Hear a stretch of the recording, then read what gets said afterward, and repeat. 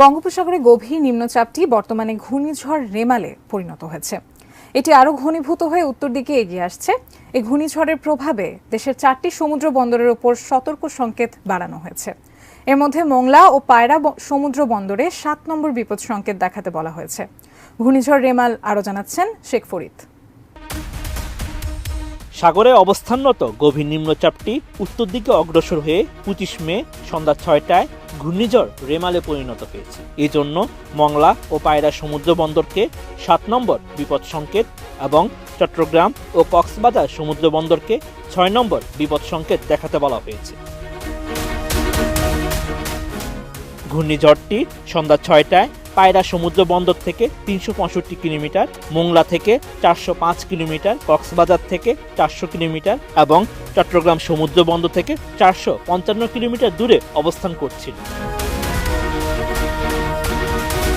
ঘূর্ণিঝড়টি কেন্দ্রের 54 কিলোমিটারের মধ্যে বাতাসের একটানা সর্বোচ্চ গতিবেগ ঘন্টায় 62 কিলোমিটার, যা দমকা অথবা ঝোড়ো হাওয়া আকারে 88 কিলোমিটার পর্যন্ত বৃদ্ধি পাচ্ছে। ঘূর্ণিঝড় কেন্দ্রের নিকটবর্তী এলাকায় সাগর খুবই উত্তাল রয়েছে।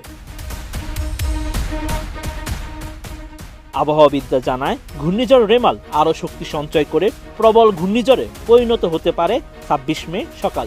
আর ঘূর্ণিঝড়টি আঘাত আনা শুরু করতে পারে 26 মে বিকাল 5টা 30 মিনিট থেকে 27 মে রাত 2টা 30 মিনিটের মধ্যে। ঘূর্ণিঝড়ের প্রভাবে উপকূলীয় জেলা সাতক্ষীরা, খুলনা, বাগেরহাট, পিরোজপুর, ঝালকাঠি, বরগুনা, বরিশাল, ভোলা, পটুয়াখালী, নোয়াখালী, লক্ষ্মীপুর, ফেনী, কুমিল্লা, চট্টগ্রাম, কক্সবাজার এবং তাদের অদূরবর্তী দ্বীপ ও চরসমূহের নিম্নাঞ্চল স্বাভাবিক জোয়ারের চেয়ে 3 থেকে 5 ফুট উচ্চতায় জলোচ্ছ্বাসে প্লাবিত হতে পারে। আবহাওয়া বিভাগ জানায়, ঘূর্ণিঝড়ের প্রভাবে সারা দেশে ভারী থেকে অতি ভারী বৃষ্টিপাত হবে। 24 ঘন্টায় 300 মিলিমিটার পর্যন্ত বৃষ্টির সম্ভাবনা রয়েছে। এতে ভূমিধসের সতর্কবার্তাও দেওয়া হবে। এদিকে উপকূলের খুলনা, যশোর, সাতক্ষীরা, পটুয়াখালী, নোয়াখালী, ভোলা, বরিশাল এসব জেলায় রেমালের সরাসরি প্রভাব থাকবে। এছাড়া কুষ্টিয়া, ফেনী, কুমিল্লা, লক্ষ্মীপুর, চট্টগ্রাম, কক্সবাজার এসব জেলায় বৃষ্টিপাত থাকবে।